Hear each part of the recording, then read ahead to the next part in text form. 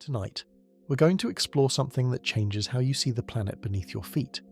We're talking about a world so alien, so fundamentally different from anything on land, that scientists who study it use the same language they'd use to describe exploring another world entirely. This isn't speculation or science fiction. These are real observations from one of the most extreme environments we've actually explored. And here's what makes it extraordinary. This alien world isn't billions of miles away. It's right here, covering most of our planet just beneath the waves. By the end of this, you'll understand why the ocean floor might be the closest thing to visiting another planet without leaving Earth. Before we start, if you enjoy these explorations into the genuine mysteries of our world, a like or subscribe helps me keep making them. Now let's descend. Let's start with something familiar. You know what it's like to swim underwater. You've probably been to a pool, maybe the ocean, felt what it's like to hold your breath and dive down. At 10 feet deep, you can feel the pressure in your ears. Everything looks blue-green. Light filters down from above. You can see the surface, that bright boundary between water and air, and you know exactly where you are. Now imagine going deeper, 20 feet, 30 feet. If you're scuba diving, you might go down to 60 or 80 feet. The light dims, but it's still there. You can still see colours, still orient yourself, still recognise that you're in water on planet Earth. But this familiar experience breaks down completely when you go deeper. Because the ocean doesn't stop at 80 feet. It keeps going, and going, and going. The average depth of the ocean is 12,000 feet, more than 2 miles straight down. The deepest point, the Mariana Trench, plunges down nearly 7 miles. At these depths, everything you know about being underwater stops applying. The rules change, the physics change, life itself has to reinvent how it works, and what exists down there, what we've discovered in the tiny fraction we've explored, reads like a catalogue of alien life forms. Here's the thing that makes the deep ocean so profound. We've barely seen any of it. In May 2025, a comprehensive study quantified exactly how much of the deep sea floor humans have actually observed with our own eyes. Through cameras, through any visual technology, the number is staggering. Less than 0.01%. That's not 1%, that's 1/1000th of 1%. To put that in perspective, if you took the area of Rhode Island and shrank it to represent the entire deep ocean floor, the part we've actually seen would be smaller than a single football field. We've compiled data from over 43,000 deep-sea dives conducted since 1958. Every expedition, every submersible descent, every remotely operated vehicle mission. All of it combined has allowed us to visually observe an area roughly 1/10 the size of Belgium. The deep ocean covers 2/3 of our planet, and we've seen almost none of it. Think about that. We have better maps of Mars than we do of our own ocean floor. We've sent robots to crawl across another planet, but we've barely glimpsed the seafloor beneath our own waves. And every time we do venture down there, every single time, we find things we didn't expect, things that challenge what we thought we knew about how life works. Here's where the alien world begins, with darkness. Total, absolute, permanent darkness. Let's build up to it step by step so you can understand just how fundamentally different this is from anywhere on land. Start at the surface. Sunlight penetrates water, but not the way it moves through air. Water absorbs light. The deeper you go, the less light remains.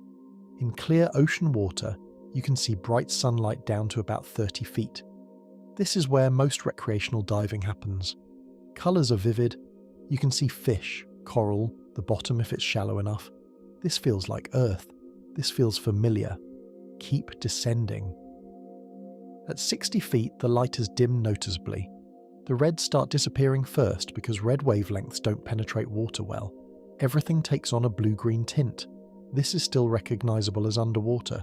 You're still in a world lit by the sun. At 100 feet, it's noticeably darker. You'd want a flashlight even during the day. Professional divers work at these depths, but it's getting to the edge of where humans comfortably operate.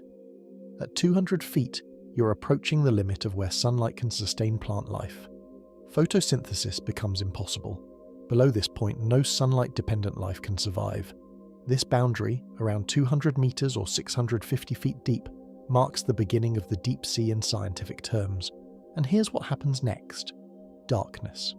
Not the darkness of a moonless night on Earth, not the darkness of a cave where you can eventually see a distant opening. Absolute darkness. Darkness that has existed since the ocean formed billions of years ago. Darkness that no amount of waiting will let your eyes adjust to because there is zero light. None. Let me put this in perspective. Everywhere on land, even in the darkest cave, even in the deepest mine shaft, you're never more than a few miles from sunlight. You could theoretically walk to the surface, but in the ocean, you can be sitting in total darkness with 6 miles of water above you, 6 miles of permanent night between you and the sun. The deepest cave on Earth is about 1.25 miles deep. The deep ocean is 5 times deeper than that on average, in some places more than 5 times deeper. Think about what this means for life. Every single living thing you've ever seen depends directly or indirectly on the sun. Plants use photosynthesis. Animals eat plants or eat animals that eat plants. Even in caves, bat guano comes from bats that flew outside to feed. Even in the deepest underground lakes, nutrients seep down from the surface. The entire web of life on land connects back to sunlight. But below 200 meters in the ocean, there is no sunlight. Has never been sunlight. Will never be sunlight. And yet life exists there, thrives there. The deep sea is the largest ecosystem on Earth, and it's one that had to evolve completely different rules. Scientists estimate that up to 80% of all life on Earth actually lives in the ocean, and most of the ocean is deep ocean. Most of life on Earth exists in permanent darkness, in an environment that would kill a human in seconds. We are the aliens, they are at home, but darkness is only the beginning of what makes the deep ocean alien. There's something else at work down there, something that affects every atom, every molecule, every living cell: pressure. And the pressure at the bottom of the ocean is beyond what our land-evolved brains can easily comprehend. Let's start at sea level. Right now, wherever you are, you're experiencing pressure. The entire atmosphere of Earth is pressing down on you. All that air, from where you are up to the edge of space, has weight. That weight creates pressure. At sea level, this pressure is about 14.7 pounds per square inch. We call this one atmosphere. You don't feel it because the fluids in your body push outward with the same force. You're in balance. Now step into the ocean. Immediately you've added the weight of water to the weight of air, and water is much, much heavier than air. For every 33 feet you descend, the pressure increases by 1 full atmosphere. At 33 feet deep, you're experiencing 2 atmospheres of pressure. The air in your lungs wants to compress. Your ears need to equalize. You can feel this. At 66 feet, it's 3 atmospheres. At 99 feet, 4 atmospheres. This is where human diving gets serious. Nitrogen narcosis can set in around 100 feet, because the pressure forces nitrogen from your air supply into your bloodstream in ways it doesn't at the surface. Commercial divers might work down to 300 feet with special equipment. That's about 10 atmospheres of pressure. 10 times what you're experiencing right now. It takes extensive training and careful decompression to survive, but 300 feet is nothing. The ocean keeps going. At 12,000 feet, the average ocean depth, the pressure is about 380 atmospheres, 380 times what you're experiencing right now. Every square inch of surface experiences the equivalent of 5,600 pounds of force. That's like having 3 full-sized cars stacked on your thumbnail. That's like being crushed in the jaws of a great white shark, which can bite with a force of about 4,000 pounds per square inch. Except the pressure isn't just on your thumbnail, it's on every square inch of your body, from every direction, constantly. The Mariana Trench, the deepest point on Earth, sits at nearly 36,000 feet down, almost 7 miles. Down there, the pressure reaches approximately 1,086 atmospheres, more than 1,000 times the pressure at sea level, 15,750 pounds per square inch. To put that in perspective, imagine the weight of about 50 jumbo jets concentrated on an area the size of a car. If you were teleported to the Mariana Trench without protection, you wouldn't just be crushed, you would be compacted. Your lungs would collapse, your eardrums would rupture, air spaces in your body would implode. It would be instantaneous and total. Engineers have to design special submersibles just to visit these depths. The sphere that holds humans has to be made of titanium several inches thick. It has to be perfectly spherical because that shape distributes pressure evenly. Any weakness, any flaw, any crack, and the sphere would implode catastrophically. In 2023, this exact scenario occurred when a submersible attempting to visit the Titanic wreck imploded, killing everyone inside instantly. The Titanic sits at 12,400 feet, less than half the depth of the Mariana Trench. The fact that anything survives down there seems impossible, and yet life thrives at these depths. Not just survives, thrives. There are fish swimming in the Mariana Trench, in the deepest water on Earth, where the pressure would crush any land animal instantly. So how do they do it? How does life exist where physics says it shouldn't? The answer is both simple and profound. Deep-sea creatures don't fight the pressure, they match it. Their bodies don't have air pockets. Their tissues are filled with incompressible fluids. Their cells contain special molecules called piezolites that help proteins maintain their structure under extreme compression. They've evolved cellular machinery that works not despite the pressure but because of it. For them, this isn't extreme. This is normal. This is home. If you brought a deep-sea fish to the surface, it would die. Not from lack of pressure exactly, but from the rapid change. They're adapted to a world where the weight of the ocean is constant, crushing, omnipresent. Take that away and they can't function. This is what I mean by another planet. Imagine an alien world where the atmosphere is so dense that it exerts 1,000 times the pressure of Earth's atmosphere, where any Earth organism would be crushed in milliseconds, where walking on the surface would require a pressure suit as robust as a spacecraft. We've found that world. It's here. It's the deep ocean. In 1977, scientists made a discovery that fundamentally changed our understanding of how life works. They were exploring the Galapagos Rift, a volcanic ridge in the deep Pacific Ocean, using the submersible Alvin. They were there to study the geology of the seafloor, to understand how tectonic plates move and how new ocean crust forms. They weren't looking for life. At these depths, around 7,000 feet down, the prevailing scientific wisdom was that life would be sparse. Maybe some fish passing through, maybe some creatures feeding on the occasional dead organism that drifted down from the surface, but nothing substantial, nothing thriving. They were wrong. As Alvin descended into the Rift Valley, its lights revealed something no one expected. The rocky seafloor was covered with life, not scattered individuals barely hanging on, not a dead zone with a few scavengers, dense, thriving, bizarre communities unlike anything anyone had seen before. There were giant clams, some over a foot long. There were mussels clustered by the thousands. There were white crabs scuttling across the rocks, and there were tube worms. 8-foot-tall tube worms, red as blood, swaying in the current like some grotesque underwater forest. The scientists aboard were stunned. This was the deep ocean, miles from sunlight, under crushing pressure, in near-freezing water. Where was all this life getting its energy? What was feeding this ecosystem? On land, on the surface ocean, everywhere else on Earth, the answer is always the sun. Plants capture solar energy through photosynthesis. Animals eat the plants or eat other animals. Energy flows from the sun through the ecosystem, but there's no sun down here. So what was powering this underwater oasis? The answer came from studying the water itself. The rift they were exploring sat on a crack in Earth's crust. Cold seawater was seeping down through fissures in the rock, getting heated by magma chambers below, and then erupting back out through vents in the seafloor. These hydrothermal vents, they discovered, were spewing water superheated to temperatures as high as 400 degrees Celsius, more than 750 degrees Fahrenheit, hot enough to melt lead. The water was also loaded with chemicals, minerals dissolved from the rocks below, hydrogen sulfide, methane, iron, copper, zinc. To most life, this chemical soup is toxic. Hydrogen sulfide is the stuff that makes rotten eggs smell bad. It's poisonous to animals. But to certain bacteria living around these vents, hydrogen sulfide is food. Not food in the sense of something to digest, but food in the sense of a source of chemical energy. These bacteria have evolved a process called chemosynthesis. Instead of using light energy to convert carbon dioxide into sugar like plants do, they use chemical energy from hydrogen sulfide. They oxidize the hydrogen sulfide, extract energy from that reaction, and use that energy to build organic molecules from carbon dioxide in the water. Think about what this means. These bacteria are using chemistry instead of sunlight.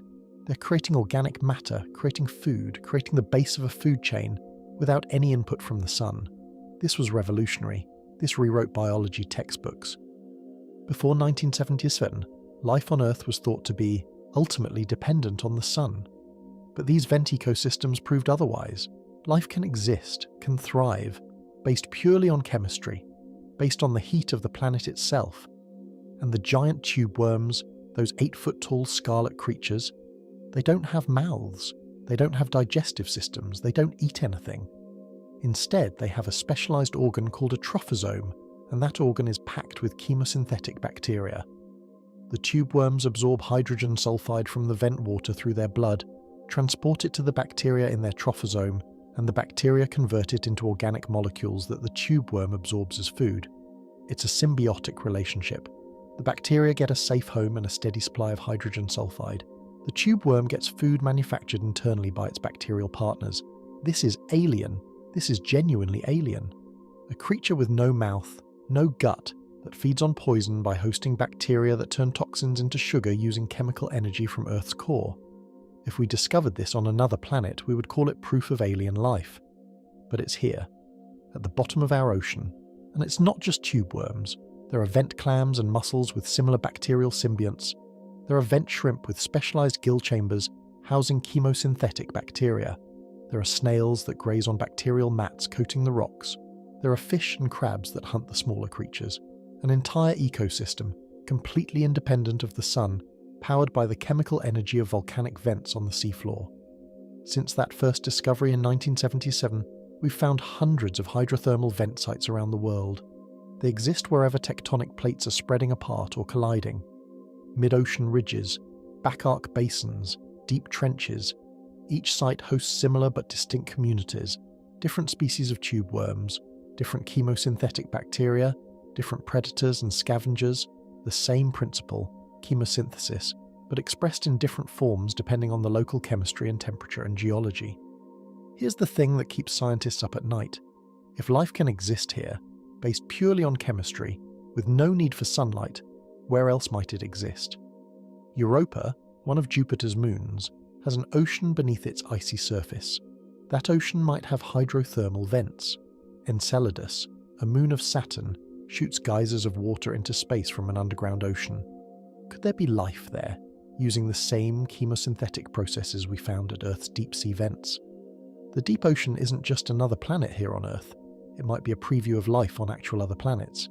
If you descended into the deep ocean during the day, there would come a point, around 200 meters down, where the last traces of sunlight vanish. Below that, darkness, total darkness, except it's not. Because if you turn off your lights and let your eyes adjust, after a few minutes, you'd start to see something. Not sunlight, not any light from above, but lights from the animals themselves. Flashes, pulses, glows, blues and greens and occasional reds. The deep ocean is filled with living light.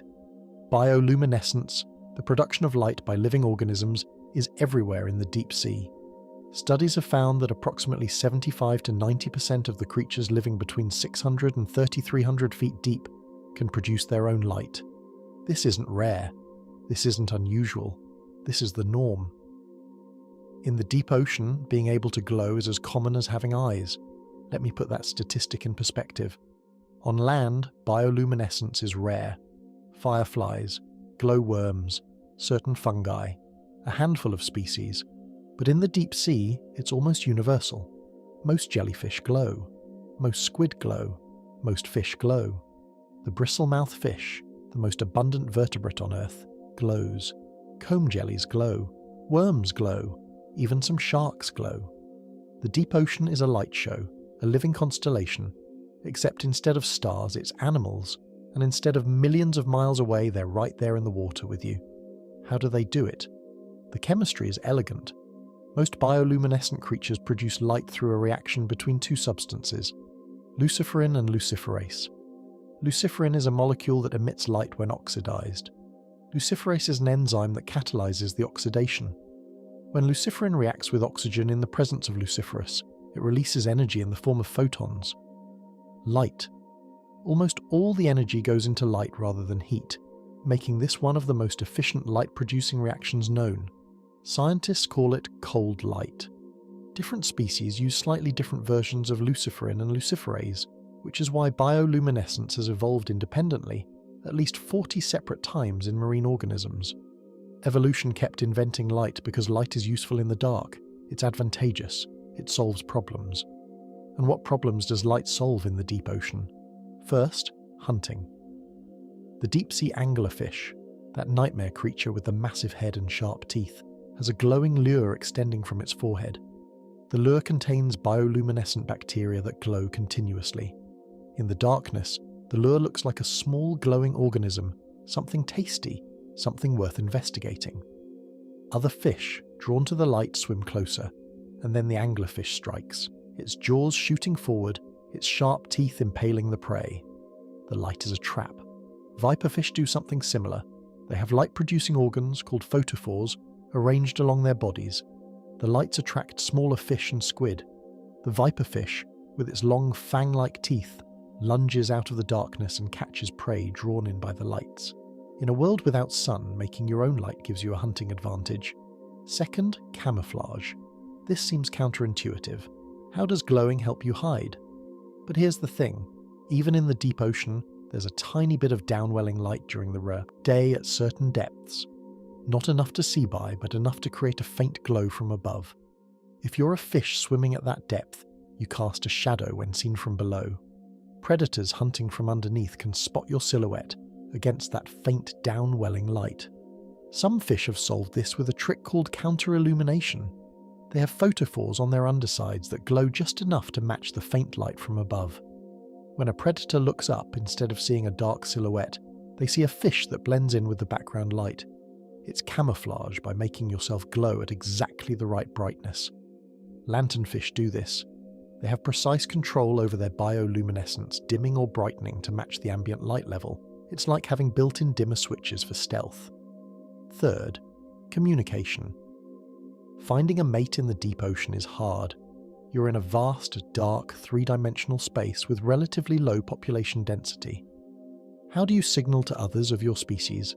Bioluminescence. Many species have distinctive patterns of light organs. Each species of lanternfish, for example, has photophores arranged in a specific pattern on its body. This pattern works like a species-specific light-up sign. In the darkness, a lanternfish can recognize others of its own species by their light pattern. It's a mating signal. It's how they find each other. Some squid take this further. The Hawaiian bobtail squid has a light organ in its body cavity that gets colonized by bioluminescent bacteria within hours of birth. The squid carefully regulates the bacteria, controlling how much light they produce. This light helps with camouflage through counter-illumination, but it also appears to play a role in squid-to-squid communication. Fourth, defense. When a deep-sea jellyfish is attacked, some species produce a brilliant flash of light.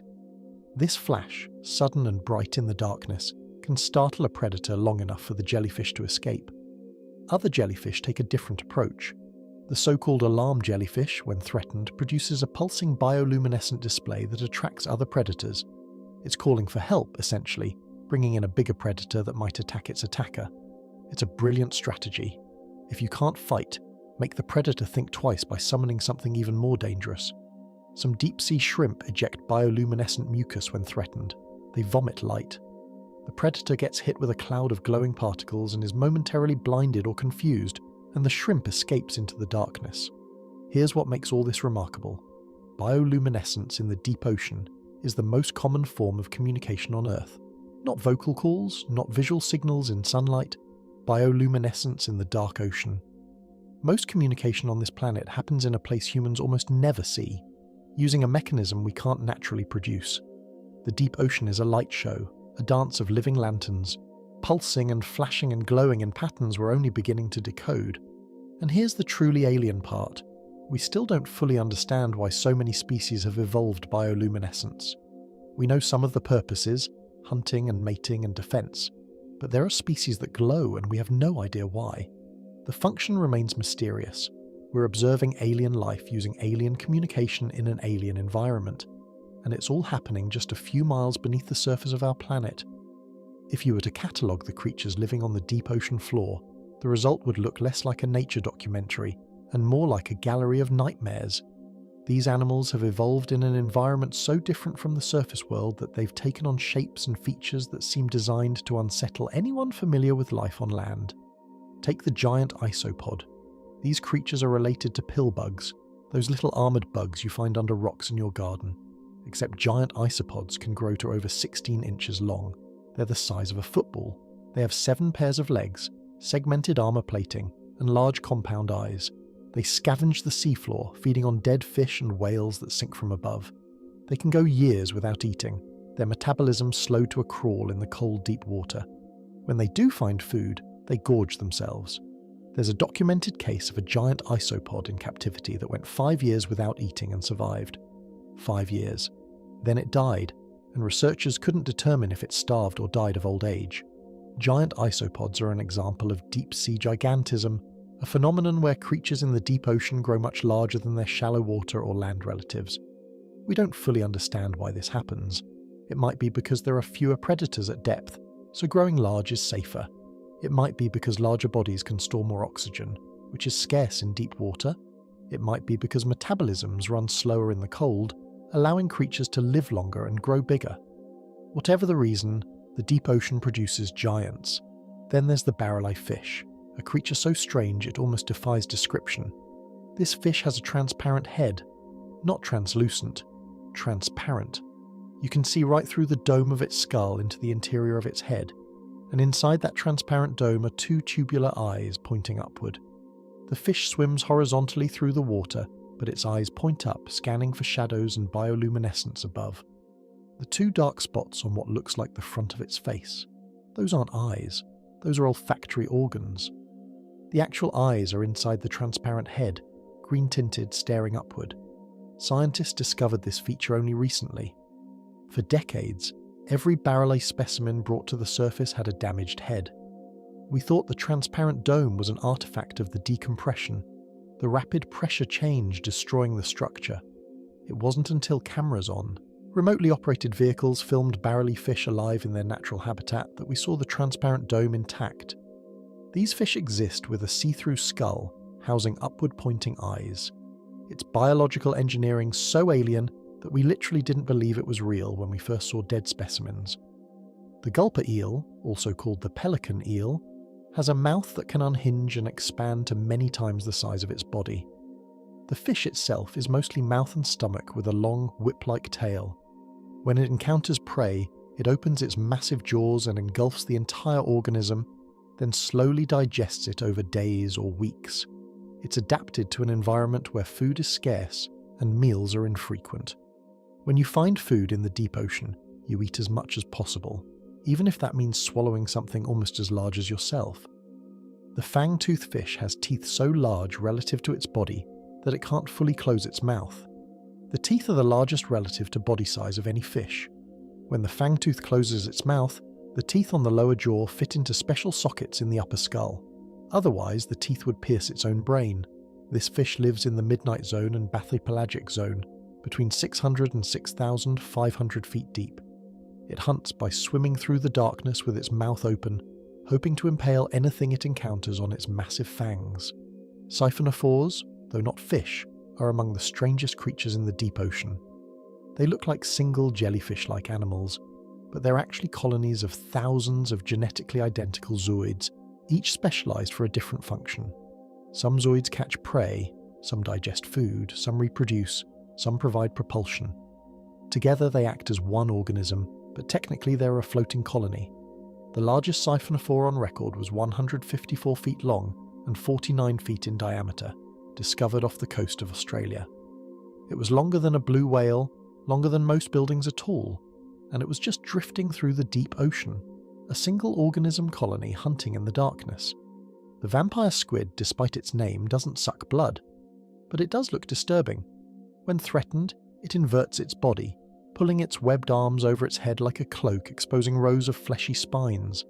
This makes it look larger and more threatening.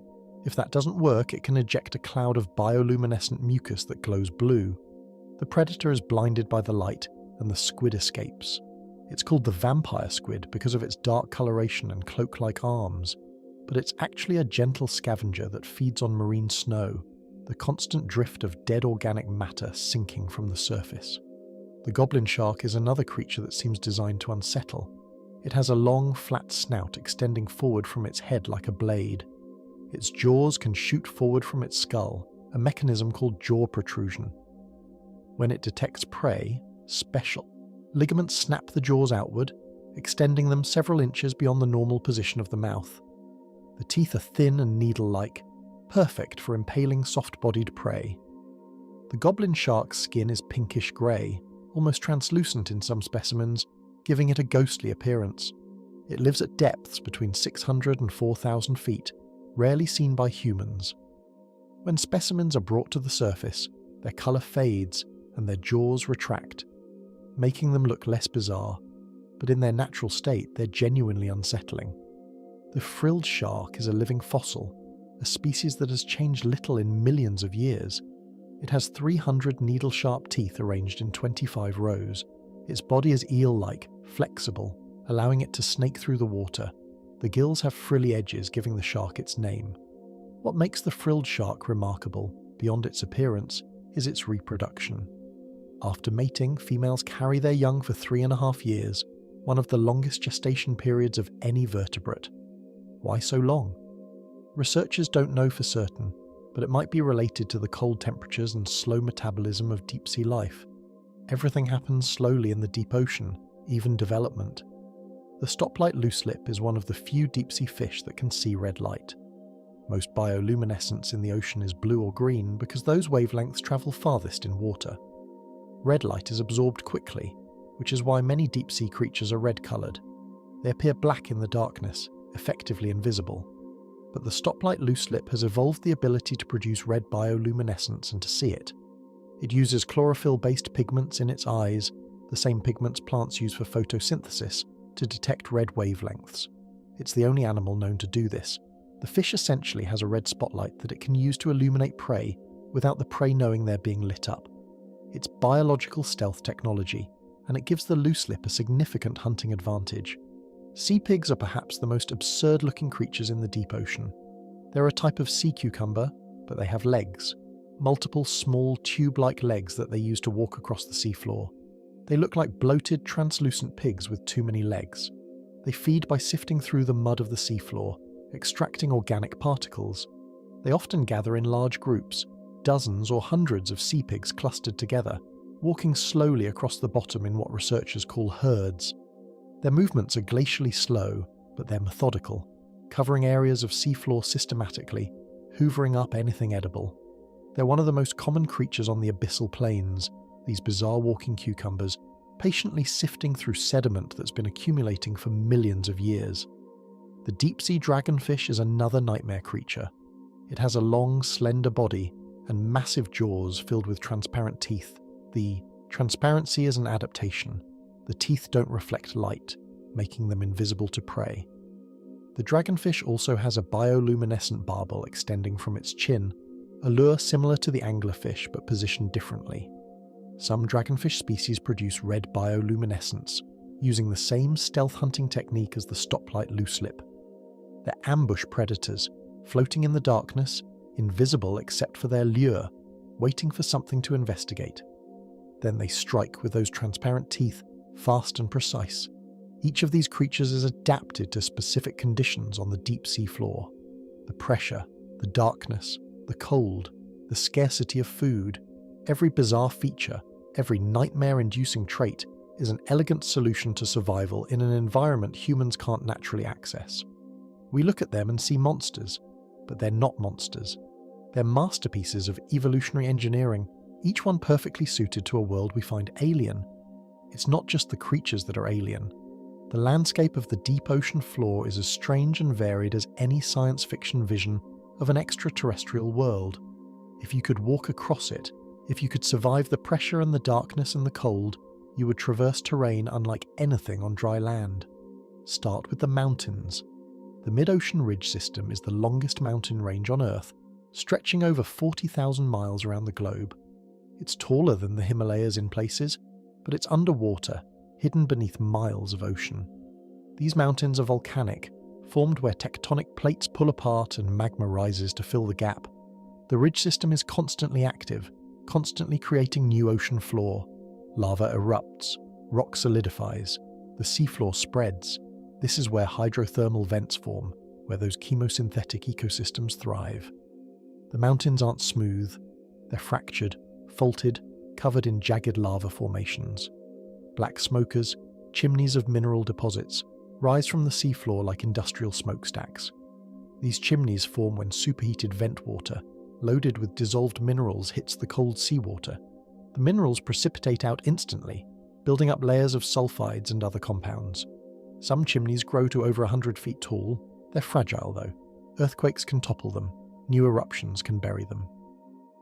The landscape here is dynamic, changing on timescales of years or even months. White smokers are similar but cooler. They emit water around 250 degrees Celsius instead of 400. The minerals they deposit are different, lighter in colour. The ecosystems around white smokers are different too, with different chemosynthetic bacteria, different symbiotic organisms. Then there are the trenches.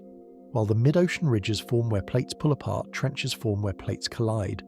One plate slides beneath another in a process called subduction. The edge of the subducting plate curves down into the mantle, creating a trench in the seafloor. These are the deepest points on Earth: the Mariana Trench, the Tonga Trench, the Philippine Trench, all exceeding 30,000 feet deep. The walls of these trenches are steep, sometimes nearly vertical. As you descend into a trench, the pressure increases beyond anywhere else on the planet. The water temperature drops to just above freezing. Oxygen levels are low, and yet life exists even here. Amphipods, shrimp-like crustaceans, thrive at the bottom of the Mariana Trench. Snailfish have been filmed swimming at depths exceeding 26,000 feet. How they survive the pressure is still being studied, but they've evolved cellular mechanisms that keep their proteins functional even when crushed by more than 1,000 atmospheres of pressure. Submarine canyons cut through the continental shelves, carving gorges into the seafloor.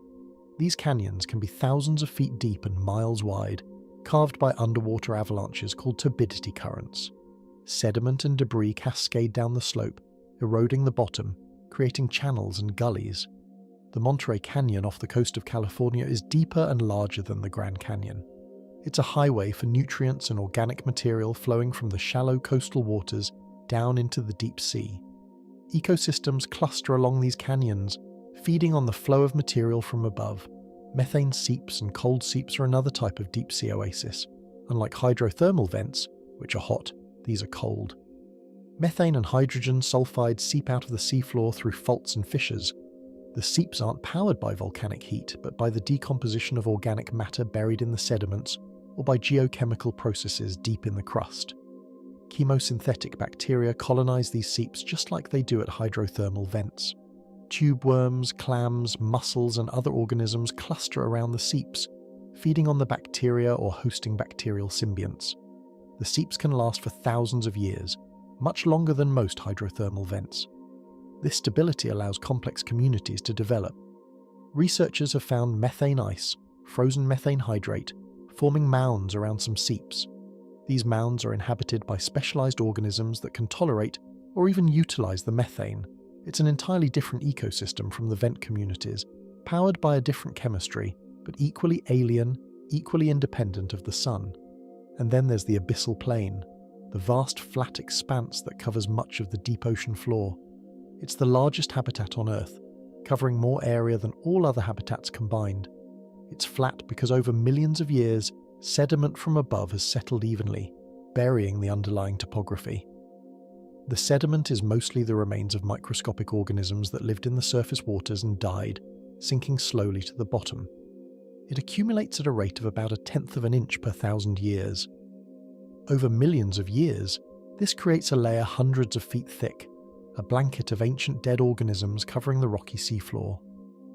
Life on the abyssal plain is sparse compared to the vents and seeps, but it's there.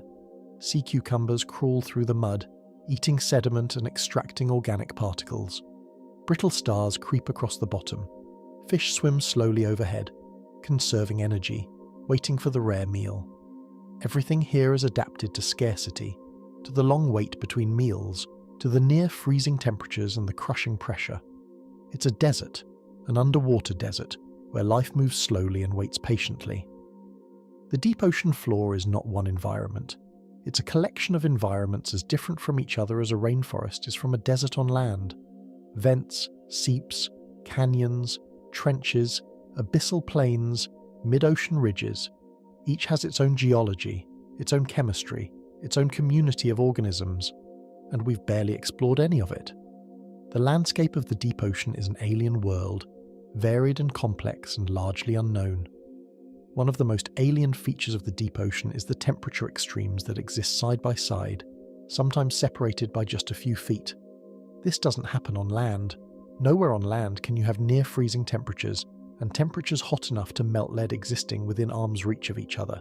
But in the deep ocean, at hydrothermal vents, this is normal. Let's start with the baseline. Most of the deep ocean is cold. Not just cool, cold.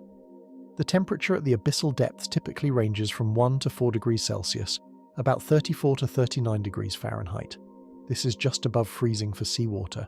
Seawater freezes at about -2 degrees Celsius because the dissolved salt lowers the freezing point. The deep ocean hovers just slightly above this threshold. It's cold enough that your body would lose heat rapidly if you were somehow suspended in it. Without a thermal suit, you would develop hypothermia in minutes. This cold is consistent. It doesn't vary much with season or time of day because the deep ocean is insulated from the surface by miles of water. The sun can't warm it. The seasons don't affect it. It's a stable, frigid environment, and it has been for millions of years. Life adapted to this cold. Metabolisms run slowly. Chemical reactions that would be quick in warm water are sluggish in the cold. Fish move slowly, conserving energy. Growth is slow, reproduction is slow, everything is tuned to the cold. Then you get to a hydrothermal vent. Seawater is seeping down through cracks in the crust, being heated by proximity to magma chambers deep below. When it erupts back out through vents, it can be superheated to 400 degrees Celsius, about 750 degrees Fahrenheit. This is above the normal boiling point of water, but the pressure at these depths is so great that the water doesn't boil. It stays liquid, just incredibly, dangerously hot.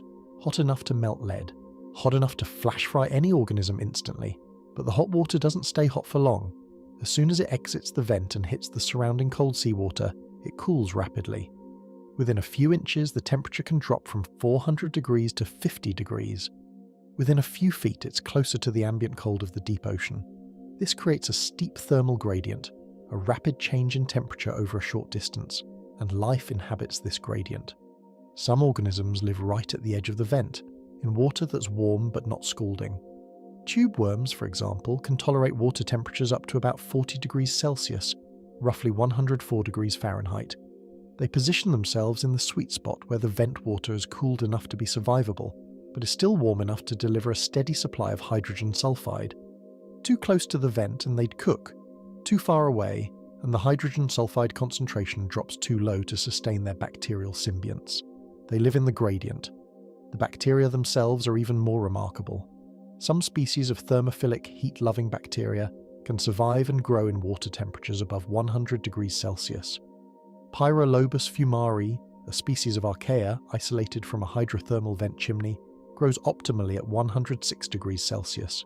It can reproduce at temperatures up to 113 degrees Celsius, the highest temperature known to be compatible with life. This is boiling water, or would be at normal pressure. These microbes are living, growing, reproducing in conditions that would sterilize most life.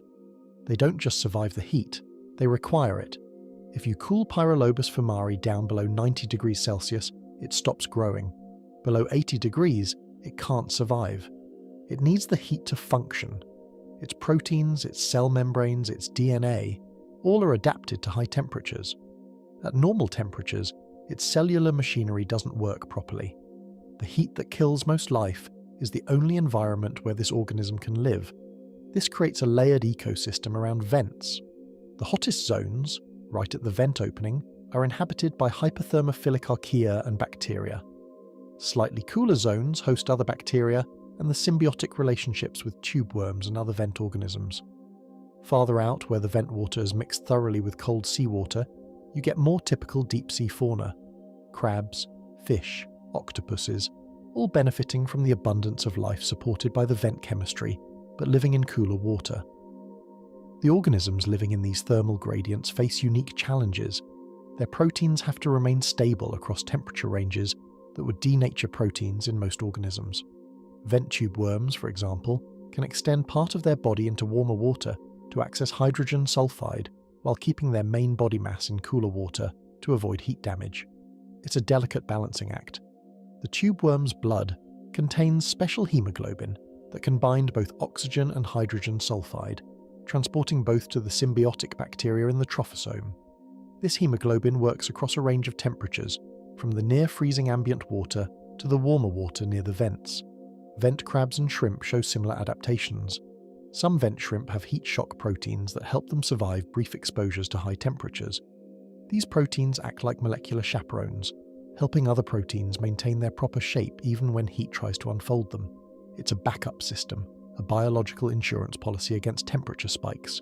The shrimp can venture closer to the vent than most organisms, grazing on bacterial mats growing in the warm zones, then retreat to cooler water to digest their meal.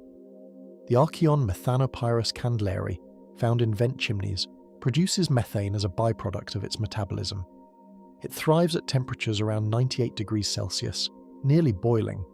Its name literally means methane fire, reflecting the conditions it inhabits.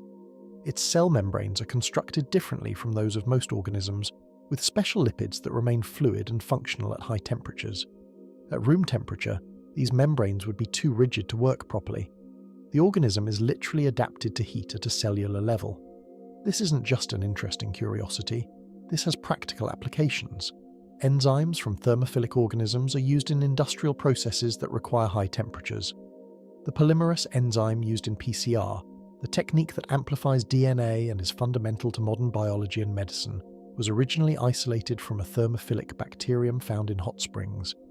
Similar enzymes from deep-sea vent organisms are being studied for biotechnology applications. These creatures aren't just surviving extremes, they're thriving in them, and their biochemistry is teaching us new ways to solve engineering problems. This isn't just an interesting curiosity, this has profound implications. If life on Earth can adapt to exist in both near-freezing and superheated water, if microbes can thrive in boiling acidic soup, then life on other planets might be much more adaptable than we thought. Europa's subsurface ocean might be cold, but if it has hydrothermal vents, those vents could host life similar to what we find in Earth's deep ocean. Enceladus shoots geysers of water into space from an underground ocean. Analysis of that water shows organic molecules and hydrogen, signs of hydrothermal activity.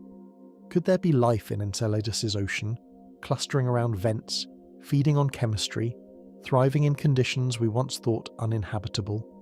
The deep ocean tells us it's possible. Here's the paradox: the deep ocean is both incredibly close and almost impossibly distant. It's right here, covering most of our planet's surface, yet we've explored less of it than we have the surface of Mars. Why is it so hard to reach? The answer is pressure, primarily. Going into space is dangerous, but the biggest challenge is getting there. Once you're in space, you're in a low-pressure, low-gravity environment. Your spacecraft contains 1 atmosphere of pressure and protects you from the vacuum outside. The pressure difference is 1 atmosphere, roughly 14.7 pounds per square inch. Going into the deep ocean, you face the opposite problem. Every 33 feet deeper you go, the pressure increases by 1 atmosphere. At the average ocean depth, you're dealing with a pressure difference of nearly 400 atmospheres. At the deepest point, over 1,000 atmospheres. Your submersible has to maintain 1 atmosphere inside while withstanding 1,000 atmospheres outside. The forces trying to crush the hull are immense. This requires extraordinary engineering. The human-occupied submersibles that can reach extreme depths are small, cramped spheres made of titanium alloy several inches thick. Alvin, one of the most famous deep-sea submersibles, has been diving since the 1960s. It's been upgraded multiple times. The current version, upgraded in 2021, can reach 6,500 meters, about 21,000 feet. This gives access to 99% of the ocean floor, because most of the ocean is shallower than this. But even Alvin, after all these decades of refinement, can only carry 2 scientists plus a pilot. The sphere is tiny. You're crushed together with equipment, breathing recycled air, for dives that can last 12 hours or more. The deepest diving manned submersible currently operational is the DSV Limiting Factor, privately owned, which has reached the deepest point in all 5 oceans. The pressure hull is made of titanium, shaped to distribute force evenly. Every component has to be tested and retested because a failure at depth is catastrophic. In 2023, the Titan submersible, attempting to reach the Titanic wreck at 12,000 feet, imploded during descent, killing all 5 people aboard instantly. The investigation suggested a failure in the hull, possibly a carbon fibre section that couldn't withstand the cyclic pressure stress over multiple dives. It's a stark reminder that deep ocean exploration is genuinely dangerous. Because of the danger and the cost, most deep-sea exploration is done with remotely operated vehicles, ROVs. These are unmanned robots tethered to a ship on the surface. They have cameras, lights, manipulator arms for collecting samples. They can stay down for days if needed. If something goes wrong, you lose the robot, but no one dies. Institutions like the Woods Hole Oceanographic Institution operate ROVs like Jason, which has made thousands of dives and discovered countless new species and geological features. Autonomous underwater vehicles, AUVs, are also used. These are untethered robots that follow pre-programmed routes, mapping the seafloor, taking measurements, sometimes collecting samples. They're useful for surveying large areas quickly, but they can't react to unexpected findings the way a piloted submersible or ROV can. If an AUV passes over something interesting, it keeps going on its programmed path. The cost of operating these vehicles is significant. Research vessels capable of deploying deep-sea submersibles or ROVs cost tens of thousands of dollars per day to operate. The equipment itself costs millions. A single dive might yield samples from a few hundred square meters of seafloor. It's slow, expensive, and limited in scope. This is why we've explored so little. It's not lack of interest.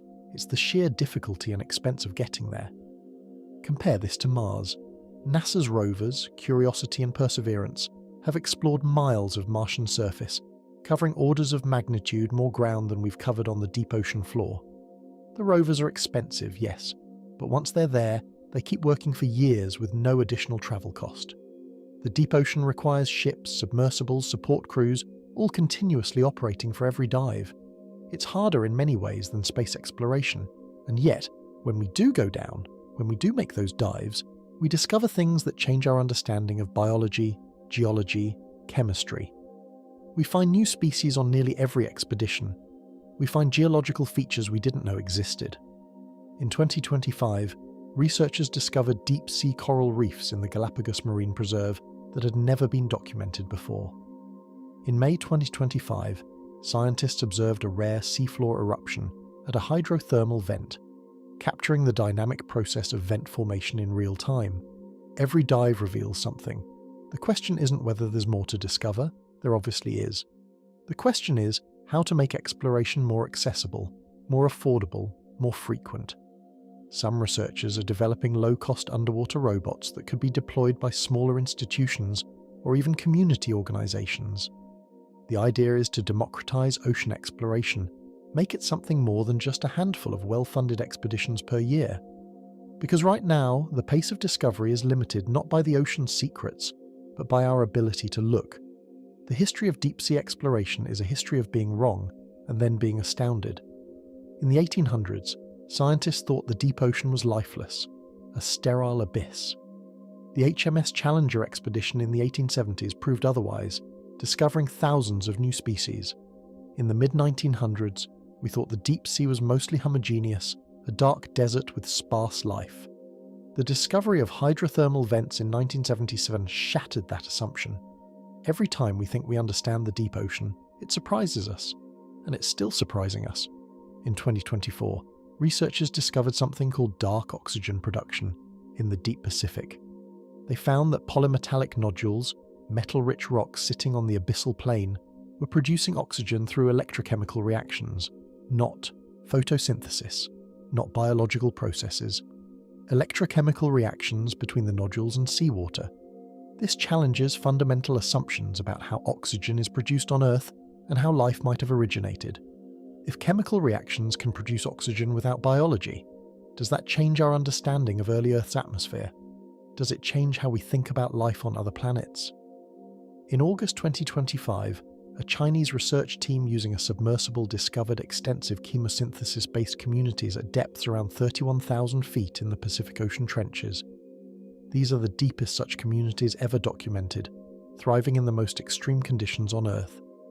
The discovery included tube worms, mollusks, and other organisms living in the Hadal Zone, the deepest part of the ocean below 20,000 feet. We thought we knew the limits of where chemosynthetic ecosystems could exist. We were wrong. Recent expeditions keep finding new species. A 2025 expedition to the Southern Ocean discovered a carnivorous sponge dubbed the deathball sponge, along with iridescent scale worms, rare gastropods adapted to hydrothermal habitats, and zombie worms, creatures with no mouth or gut that bore into bones and feed through bacterial symbionts. An expedition to submarine canyons off the coast of Argentina in 2025 documented over 60 suspected new species, including translucent squid, pale pink lobsters, and ghostly fish that looked like characters from a fever dream. The pace of discovery hasn't slowed.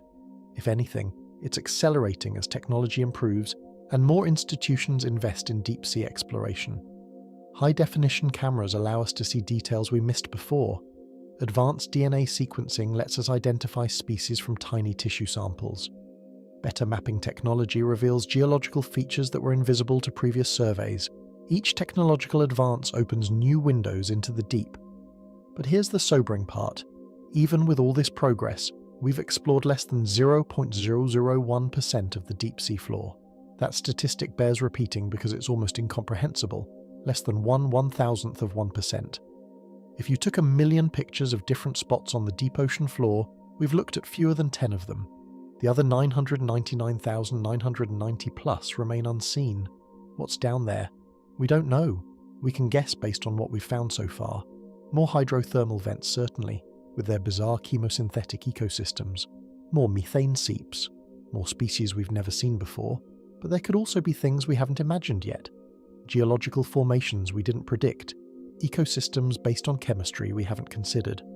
The ocean has surprised us before. It will surprise us again. Scientists estimate there may be between 700,000 and 1 million species in the ocean, and roughly 2/3 of them haven't been discovered or officially described yet.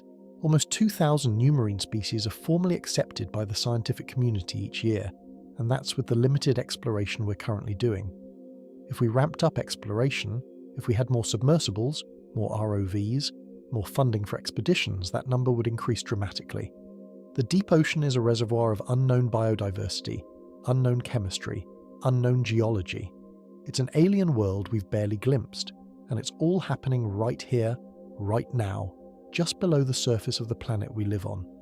You might be wondering why any of this matters. Why spend millions exploring the deep ocean when there are problems on land that need solving? Why care about tube worms and bioluminescent jellyfish and bacterial mats on volcanic vents? The answer has several layers. First, the deep ocean is the largest ecosystem on Earth. It covers more area than all land ecosystems combined. It plays a critical role in global climate regulation, absorbing about 90% of the excess heat and 30% of the carbon dioxide released by human activities. What happens in the deep ocean affects the entire planet. We can't understand Earth's climate system without understanding the deep ocean. Second, the organisms living in extreme deep-sea environments are teaching us about the limits and possibilities of life. Bacteria that thrive at 100 degrees Celsius have enzymes that work at high temperatures, which has applications in industrial processes and medicine. The chemicals produced by bioluminescent organisms have been used to develop medical imaging techniques and biosensors. The proteins that allow deep-sea fish to function under extreme pressure are being studied for insights into how proteins fold and maintain their structure, which is relevant to understanding diseases like Alzheimer's and Parkinson's where misfolded proteins play a role. Third, the deep ocean is where we're learning about the origins of life. The discovery of hydrothermal vents and chemosynthesis didn't just show us a new type of ecosystem. It provided a possible answer to one of the biggest questions in science. How did life begin? Early Earth's atmosphere probably didn't have much oxygen. The surface was bombarded by radiation from the sun and from space. But deep ocean vents, shielded by miles of water, providing chemical energy and minerals in a stable environment, might have been the perfect place for the first life to emerge. The bacteria at modern vents might be descendants of Earth's very first organisms, using the same basic chemistry that started it all billions of years ago. Fourth, as we consider life beyond Earth, the deep ocean provides the closest analogue we have. If we find life on Europa or Enceladus, it will probably look more like deep-sea vent organisms than anything on land. It might use chemosynthesis. It might thrive in darkness under high pressure in cold water near hot vents. Understanding deep sea life on Earth prepares us to recognize and understand life elsewhere. Fifth, and perhaps most importantly, there's intrinsic value in knowledge. Humans are curious. We want to understand the world. The deep ocean is part of our world, a huge part, and we know almost nothing about it. That's worth addressing for its own sake, independent of practical applications. Understanding is its own reward. But there's also an urgent practical concern. We're already impacting the deep ocean before we've even explored it. Deep-sea mining is being proposed to extract polymetallic nodules and mineral deposits from the seafloor. These are the same nodules that were recently found to produce dark oxygen. We don't know what removing them would do to the ecosystem, but we're considering doing it anyway because the nodules contain valuable metals. Fishing trawls scrape the seafloor, destroying habitats we haven't even documented. Climate change is altering ocean chemistry and temperature even at depth, changing conditions that have been stable for millions of years. We're changing the deep ocean, but we don't know what we're changing. It's like bulldozing a rainforest before we've catalogued the species that live there. We might be destroying ecosystems, eliminating species, disrupting processes we don't understand, all before we even know what's there. This seems, at best, short-sighted. The deep ocean matters. It's not separate from the surface world. It's connected to everything. The chemistry of the vents influences ocean composition. The organisms of the abyss are part of global food webs. The processes happening in the darkness affect the atmosphere, the climate, the planet. We can't understand Earth without understanding the deep ocean, and right now, we don't. We've explored about 70% of the surface of Mars using satellites, rovers, and landers. We've mapped the far side of the Moon. We've sent probes to the outer planets and beyond the edge of the solar system. And all of that is incredible, genuinely awe-inspiring. But we've explored less than 1% of the deep ocean floor visually. We know more about the surface of other worlds than we do about most of our own planet. Think about that for a moment. The ocean floor is right here. It's not millions of miles away. It's not separated from us by the vacuum of space. It's just down there, beneath the waves, covering most of our planet, and it's almost completely unknown to us. What we have seen suggests the deep ocean is as alien as any environment in our solar system. Creatures that glow in the dark, ecosystems powered by chemistry instead of sunlight, fish with transparent heads and upward-pointing eyes, bacteria that thrive in boiling acidic water, pressures that would crush any land animal, darkness that has never seen the sun, landscapes of volcanic vents and underwater mountains and trenches deeper than any canyon on land. If we found even one of these features on another planet, it would be headline news around the world. But because it's here, because it's on Earth, we somehow take it for granted. We shouldn't. The deep ocean is genuinely alien. It's a world operating under different rules, hosting life that evolved independently of the sun, displaying biodiversity we're only beginning to catalogue. And here's the thing that should keep us up at night, in a good way. We've only just started looking. Every expedition finds new species. Every dive reveals features we didn't predict. The deep ocean has surprised us continuously for over a century of exploration. It showed us chemosynthesis when we thought all life depended on the sun. It showed us bioluminescence as the primary form of communication on Earth. It showed us creatures adapted to extremes we thought were uninhabitable. What else is down there? What else are we going to find? The frontier isn't just out in space. It's right here, beneath the surface of the ocean. And unlike space, which is vast and mostly empty, the deep ocean is packed with life, with chemistry, with geology, with processes we don't understand. It's the largest unexplored frontier on Earth, and it's waiting. When you look at the ocean, you see a surface, waves, maybe some birds, boats passing by. But beneath that surface is another world, more alien than most science fiction, a world of living lights in total darkness, a world where the rules of biology are rewritten, a world we've barely glimpsed. So the next time you see the ocean, or even just think about it, remember what's down there. Remember the tube worms feeding on poison through bacterial partnerships. Remember the bioluminescent jellyfish pulsing in the darkness. Remember the crushing pressure and the superheated vents and the creatures that look like nightmares but are actually elegant solutions to survival in an impossible environment. Remember that you're looking at the surface of another planet, one that happens to share the same globe as the land we live on. The deep ocean is Earth's alien world, and we've only just started to explore it. If you found this journey into the depths worthwhile, a like or subscribe helps me make more explorations like this. And remember, the next time you think about alien life, about other worlds, about the boundaries of what's possible, think about the deep ocean.